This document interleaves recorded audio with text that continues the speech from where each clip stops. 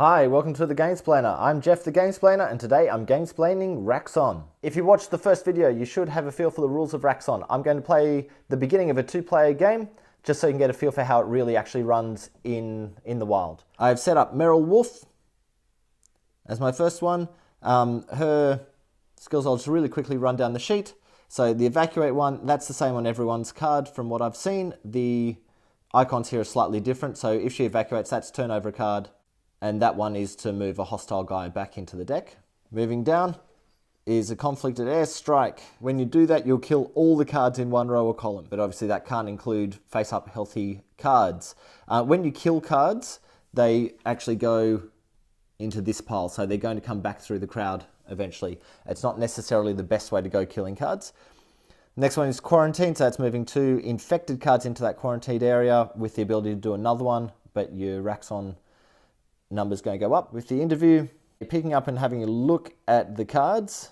If you manage to pick up one of the non-hostile and non-infected crowd members, then you get to put them down face up and go on to the next one.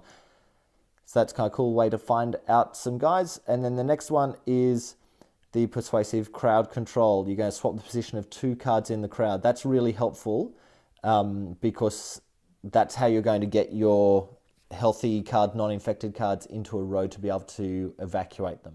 That action also allows you to flip face-up healthy cards face down. The reason you might do that is so that you are able to do that airstrike without having a problem of the healthy guys. They'll go all back into the population discard pile, which will be just here, which will then turn into the deck. Okay, the other character that I've set up for is Brian Lee. So once again, he's got that evacuation. He's going to be adding cards to the crowd with that icon. It looks like he's got quite a lot of them on his board.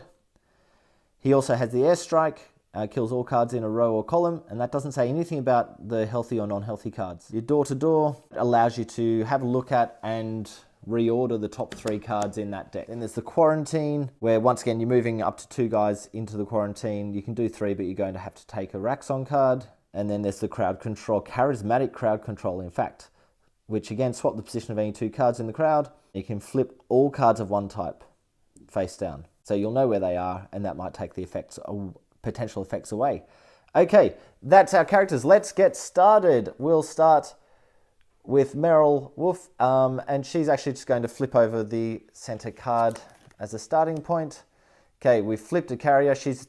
If there are 2 of them, we're going to reveal a Raxxon card, but there's only 1 of them, so we don't have to worry about that one yet. Okay, Brian Lee's turn. He's going to shoot for this card. He's found an innocent card, so that's really good. Coming back over, Meryl's turn. She's going to have a look at this one. Okay, so hostile card. So he's innocent. We want to evacuate him. If there's 2 of the hostile cards around, we're going to have to reveal another card. There's only 1, so that's okay at the moment. Okay, Brian's turn again. He'll go here, trying to get the whole line. He's not able to get the line. We've turned up a volatile. If there's 2 of them, we're going to have the effects of more infection. But there's only the 1 at the moment. So, Meryl's turn. She's going to try the interview line. So she'll pick up and have a look at this one. She's picked up a hostile card, which she returns face down. If it was a green card, then she would have put it face up and kept going. It's now Brian's turn. Now he knows that's a hostile card.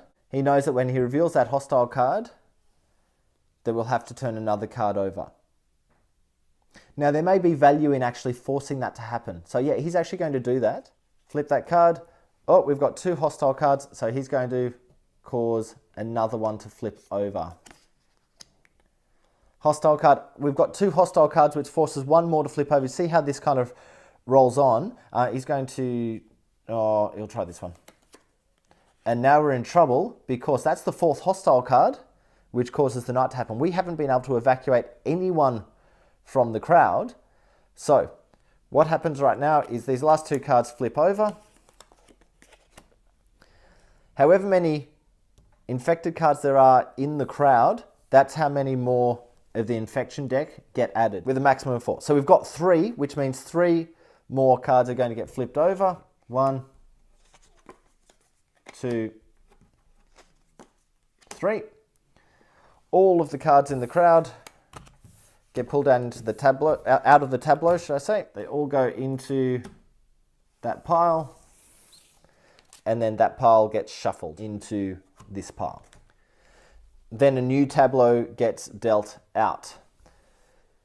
We remove any tokens from the cards, and we keep going. So, Meryl's first turn. She might actually take a go at that interview thing straight away this time. And she's going to start with the center card. She's turned up chaotic, so we'll flip that back down. It's Brian's turn. He's just going to investigate. He'll start bottom right-hand corner. He's found a hostile. There's only one of them, so we're okay at the moment. This token forces us to flip over another card, so we'll flip that one. We've got a familiar player, so that's fine. We want to get those 2 out. On Meryl's turn, she'll now actually investigate again. So flipping that card. We've got 2 hostiles, which forces us to flip 1 more card. Let's go for that one. That's flipped over another hostile, which forces us to flip another card. I really hope we don't get another hostile, because that's going to cause the night phase again. But let's go for it. We're okay. Now, what we've got is, it's Brian's turn. We've got 2 rows and columns that we can actually evacuate. So, Brian is going to evacuate the bottom row, because they'll take 2 of those hostile guys out. They all go up into the evacuation pile. So now Meryl's turn. She needs to flip over another card, so we'll go with that one, which is a carrier. That's our only carrier so far. That's not the same as this one, so we're okay at the moment. I'm not sure what these 2 cards are yet. Now it's still Meryl's turn, so she's actually going to do the evacuation as well. So she'll put a token on that left-hand side evacuation and evacuate these 2 guys. They also go up into that space. Brian's turn. He needs to add a card.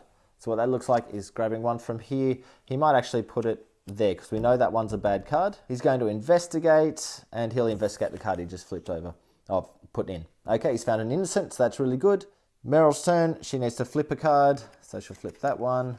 That's another good person we need to get rid of into the evacuation, and then let's flip a third one. So she'll flip this one. Okay, so we've got a lineup of 3 that we need to get into the evacuation pile. Meryl's turn will actually be to evacuate those 3 into the evacuate pile. So now Brian's turn. He needs to reveal 1 more card. So he'll reveal, add 1 more card. He's going to add that card. He is going to reveal this card, because he knew those 2 weren't the same as each other, so there's no effects of that. But what that will allow us to do is, first up, we've got to reveal that last card. So we've got a celebrity down there. We need to add a hostile card onto the top of the deck. And we need to reveal another card, but there's nothing to reveal. So what she can do is quarantine 2 cards. And we'll quarantine these 2 into the contained quarantine. It's now Brian Lee's turn. He has to add a card, so he's going to add this card. He knows exactly what that card is, and he'll just use his turn to investigate that so that Meryl can evacuate them. And so we can't flint that over. We need to do this again. Oops, sorry.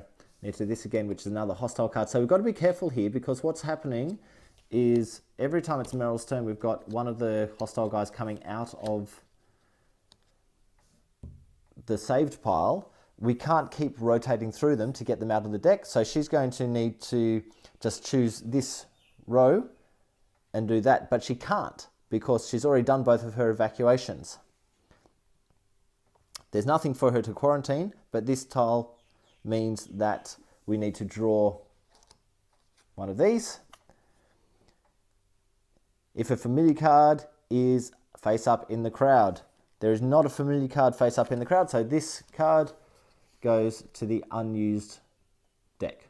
Then we flip over another card. There's not another one to flip over. She's going to pass. What that does is it stops this from happening in future turns. So first thing on Brian's turn, we bring this card down here. We know what that card is. He's now going to investigate, which will flip that card over. We know that's hostile. There's 2 hostiles, which means we flip another card. There's not another one to flip over. Merrill has passed. Now this is where we could be in trouble. Brian now needs to add another card, which he will do. He will now use his second evacuate to take out this row, and it'll go up into there. Now we might be in trouble. So Brian will add 1 and then another 2 to the deck. They come in face down, 1, and then he adds another 2. 1, 2. And you can see there's no point where we're going to be able to actually get out of this. So we can't do any more evacuates because all the evacuations have been used. The best we can do is airstrikes and quarantine. So rather than risking that, Brian might pass. So since Brian passed before actually adding that, because you pass before you take your turn, so those 3 wouldn't actually be added. So I'm going to throw them back into the deck. Let's rethink that. This is the only one left out, so we flip this guy over. It is a infected card, so 1 more infection comes into that spot there, and these now get shuffled into this deck. These cards move along, so they'll go into that discard pile again in a future turn. And then we deal out a new crowd. I think that is probably enough of an idea of how to play Raxxon, how to get through Raxxon, and where the pitfalls of the gameplay are. That will move up because of markings on the choices we make on the bottom of the Raxxon pile. So I didn't have to make any of those choices, fortunately, this turn, this game. I'm going to leave it there. If you have any comments or suggestions, please write them below. If you have any games that you wish to be Gamesplayed, please shoot me an email at thegamesplainer@gmail.com. Follow me on Instagram and Twitter at thegamesplainer to see what games I've been playing. Have a look at my blog, thegamesplainer.wordpress.com, to read about my adventures in gaming each week. Subscribe to my videos to keep up to date with the games that I'm gamesplaining. And until next time, enjoy gaming.